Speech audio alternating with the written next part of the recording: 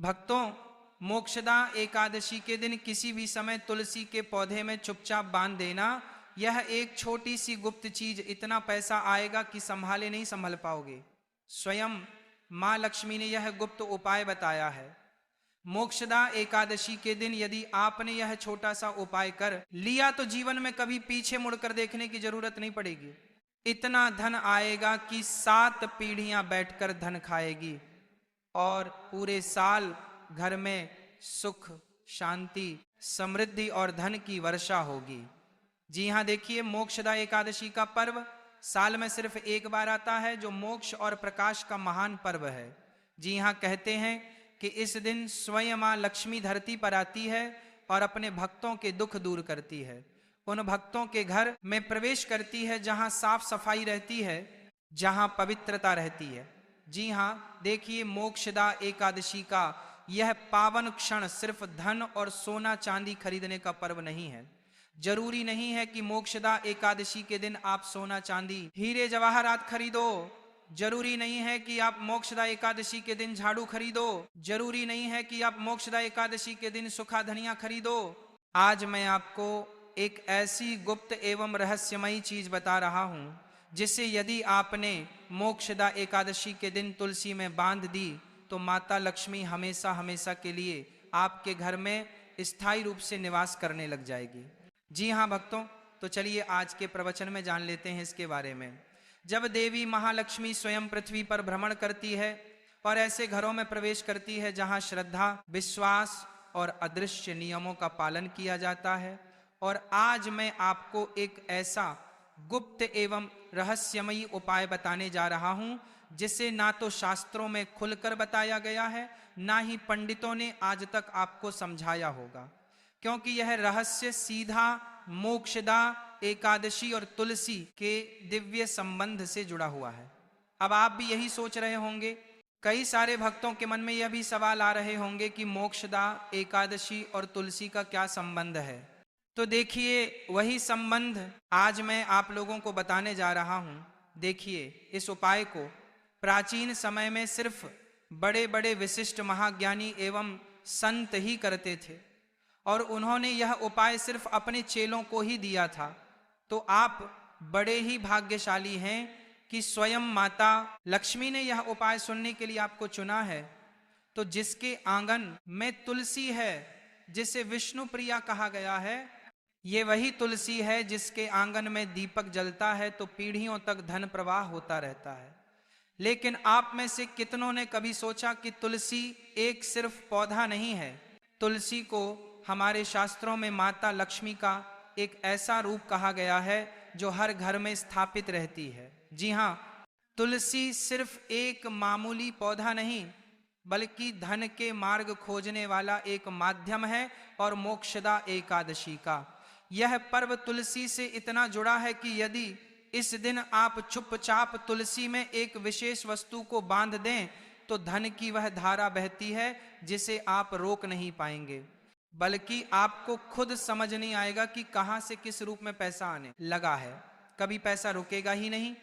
आपका यदि व्यापार ठप पड़ा हुआ है तो व्यापार खुद उठ जाएगा और सभी कर्जदार स्वयं आपकी जिंदगी से लौट जाएंगे। कभी अचानक कोई भूला बिसरा पैसा आपको मिल जाएगा। अब ये मत सोचना कि मैं ये वस्तु तुरंत बता दूंगा, नहीं, क्योंकि यह कोई सामान्य उपाय नहीं है। यह वह अमोघ विधि है जिसे करने वाले की किस्मत उलट जाती है। पर पहले समझो कि मोक्षदा एकादशी और तुलसी के बीच संबंध क्यों है, क्या है और कैसे है। मोक्षदा एकादशी की रात को जब दीपक जलाए जाते हैं तो उसके समांतर तुलसी के आंगन में बैठा एक सूक्ष्म ग्रह शक्ति भी सक्रिय हो जाती है।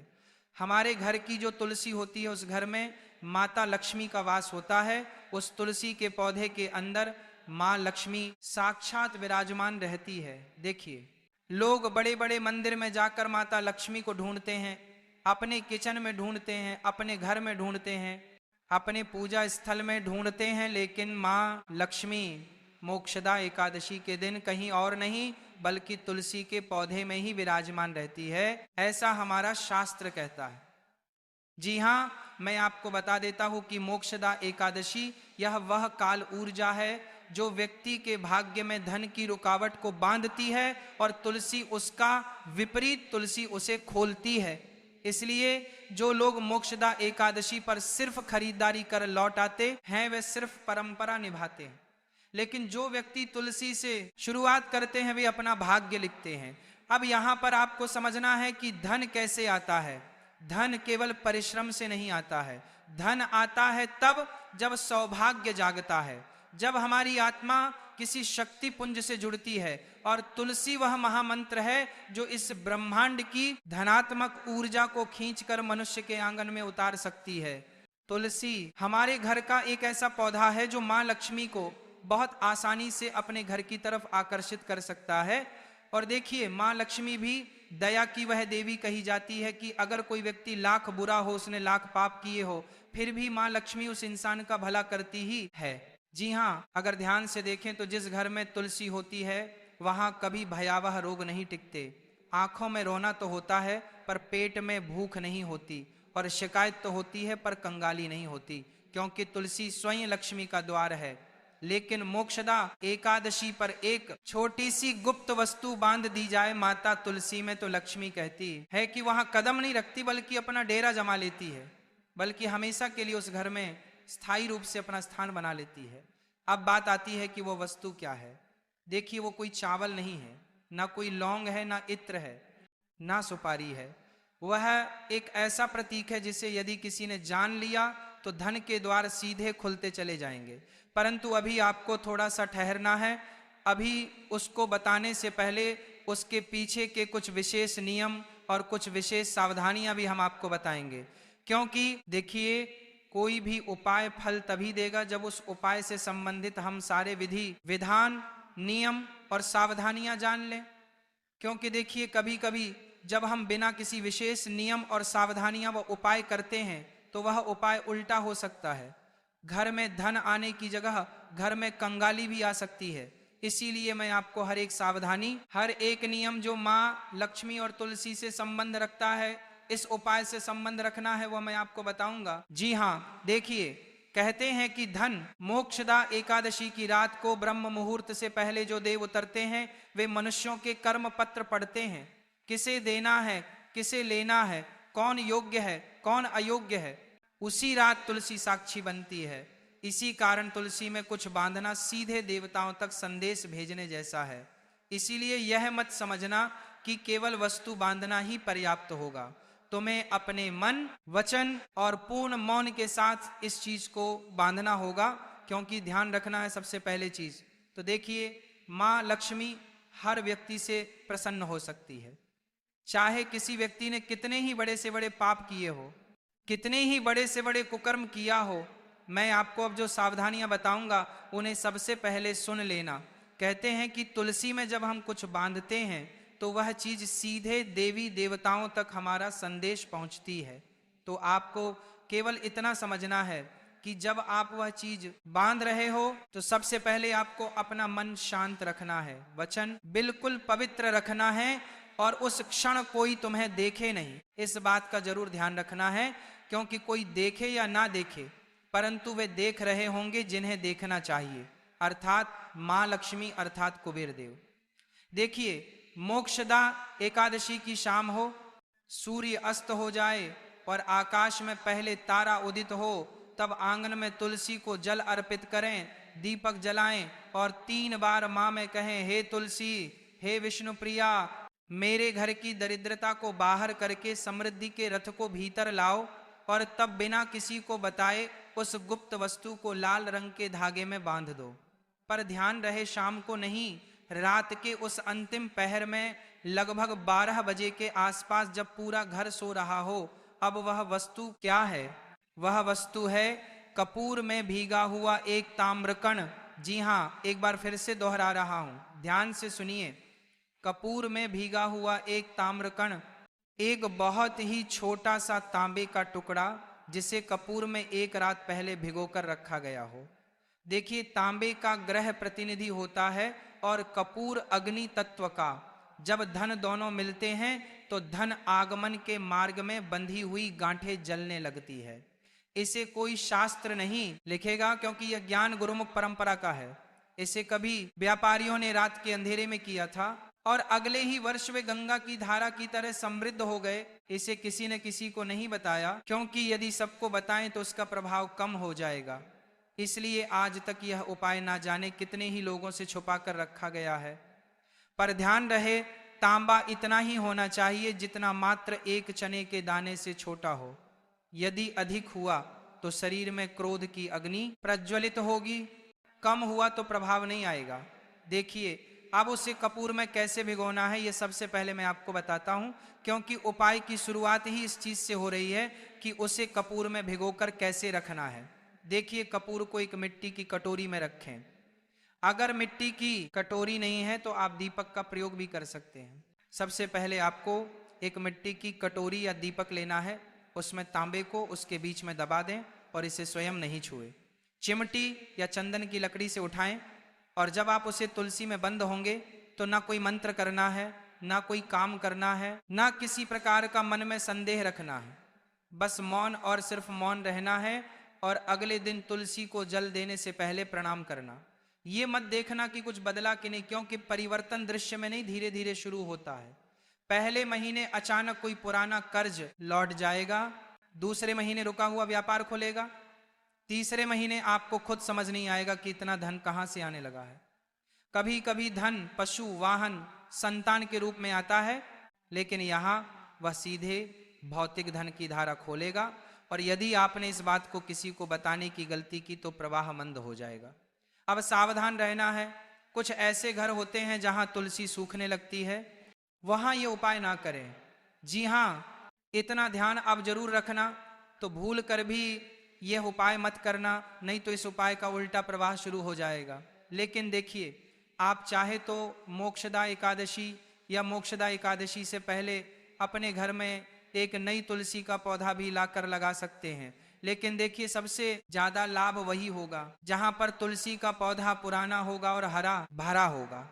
तो सबसे पहले तो आपको तुलसी घर में नहीं सूखने देना है, और सूखने लगती है तो वहां उपाय यह ना करें, क्योंकि वहां पहले दोष का परिमार्जन आवश्यक है।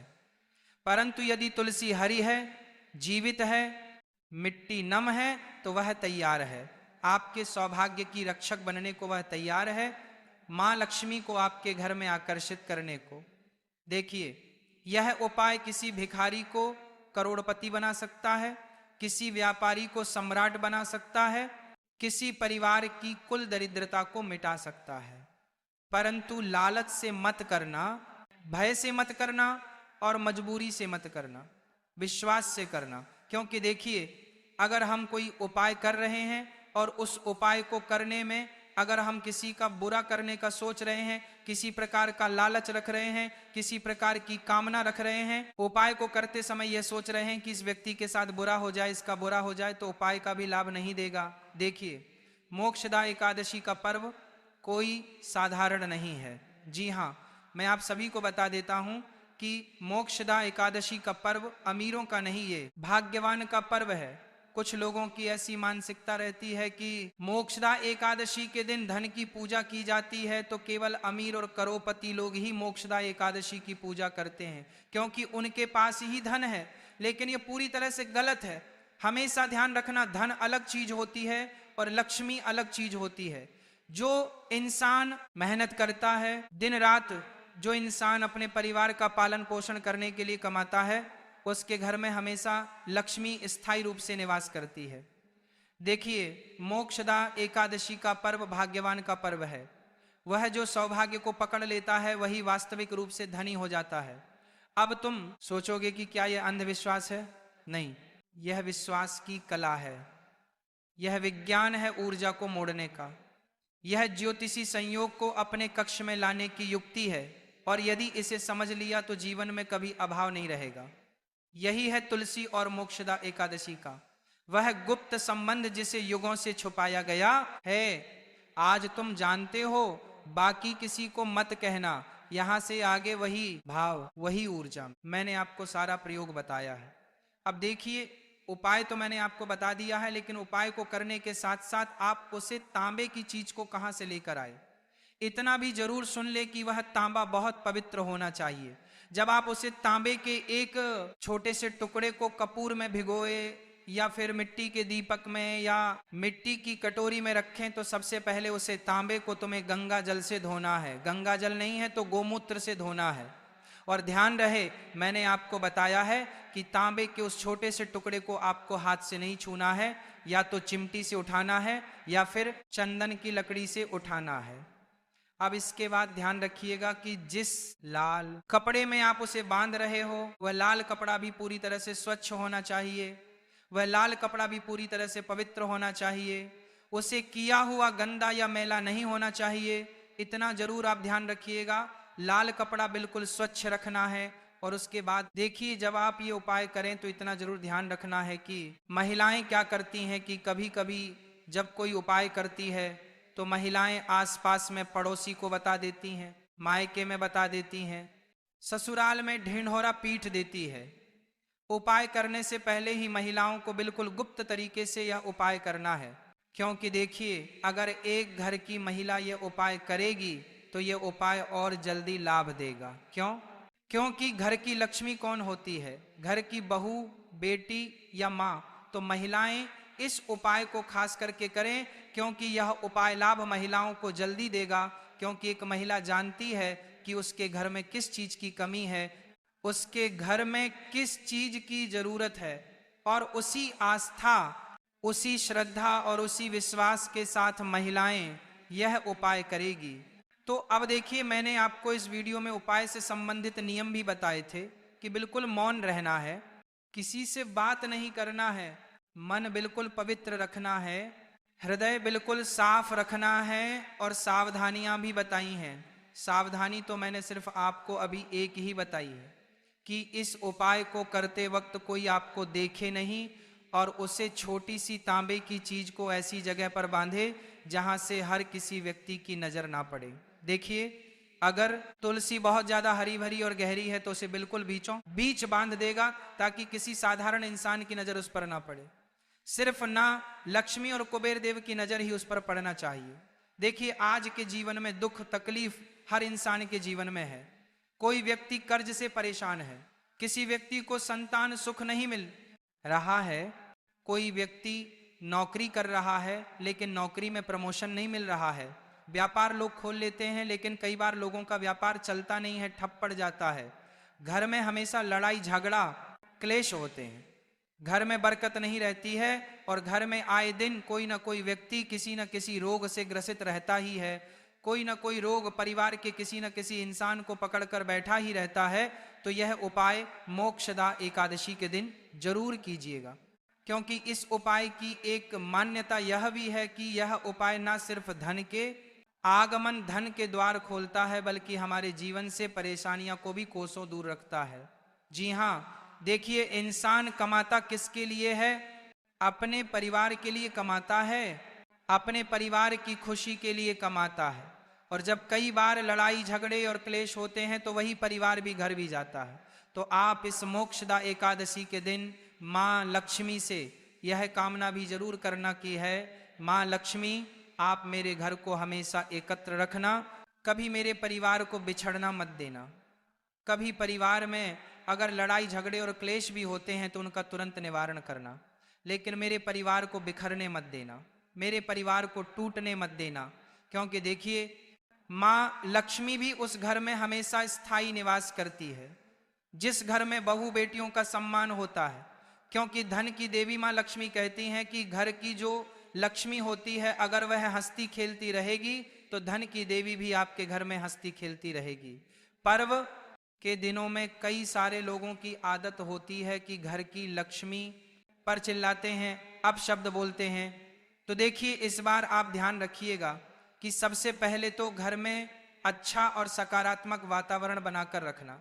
ना तो किसी व्यक्ति की आपको बुराई करनी है, ना किसी व्यक्ति को अपशब्द बोलने हैं, ना किसी व्यक्ति के प्रति मन में द्वेष रखना है, क्योंकि जहां पर द्वेष होगा वहां मां लक्ष्मी कभी आएगी ही नहीं। और दूसरी बात है कि पर्व का समय है तो घर में बिल्कुल साफ सुथरी व्यवस्था बनाकर रखें। किचन में झूठे और गंदे बर्तन रात को आपको नहीं छोड़ने हैं। रात के बर्तन रात में ही धो देने हैं और सुबह के बर्तन सुबह में ही धो देने हैं। इतना जरूर आपको करना है।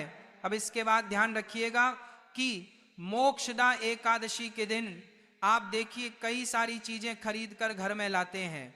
लोग झाड़ू खरीदते हैं, गुड़ खरीदते हैं, धनिया खरीदते हैं, सोने चांदी हीरे जेवरात खरीदते हैं। लेकिन देखिए कभी भी माँ लक्ष्मी सोने चांदी से आकर्षित नहीं होती है। माँ लक्ष्मी व्यक्ति के मन के भाव देखती है, व्यक्ति के मन की दया देखती है, व्यक्ति के मन की करुणा देखती है कि कौन इंसान कितना पवित्र है, कौन इंसान कितना दयालु है। क्योंकि कहते हैं कि माँ लक्ष्मी हमेशा उन लोगों के पास सबसे ज्यादा जाती है जो लोग दूसरों की भला करने की चाह पहले रखते हैं। जरा सोचिए आखिर क्यों कुछ लोग इतने अमीर होते हैं, उनके घर में हमेशा सुख समृद्धि क्यों बनी रहती है? इसका रहस्य बहुत सरल है, क्योंकि ऐसे लोग सिर्फ अपने लिए नहीं दूसरों के लिए भी जीते हैं। वह दूसरों की भलाई करते हैं, दान पुण्य करते हैं, माता लक्ष्मी की सेवा में मन लगाते हैं और जरूरतमंदों की सहायता करके उनके जीवन में उजाला भरते हैं। यही कारण है कि माता लक्ष्मी भी उन पर हमेशा प्रसन्न रहती है। अब आपसे भी एक छोटी सी प्रार्थना है। इस मोक्षदा एकादशी के शुभ अवसर पर आप भी किसी असहाय या जरूरतमंद व्यक्ति की मदद अवश्य करें। देखिए मोक्षदा एकादशी सिर्फ दीप जलाने और मिठाई बांटने का पर्व नहीं है, बल्कि यह वह समय है जब हमें अपने भीतर के अंधकार को मिटाकर दूसरों के जीवन में भी प्रकाश फैलाना चाहिए। यह तमाम जानकारी जन रुचि को ध्यान में रखकर दी जा रही है। वास्तु शास्त्र के उपाय को अपनी आस्था और विश्वास पर आजमाएं।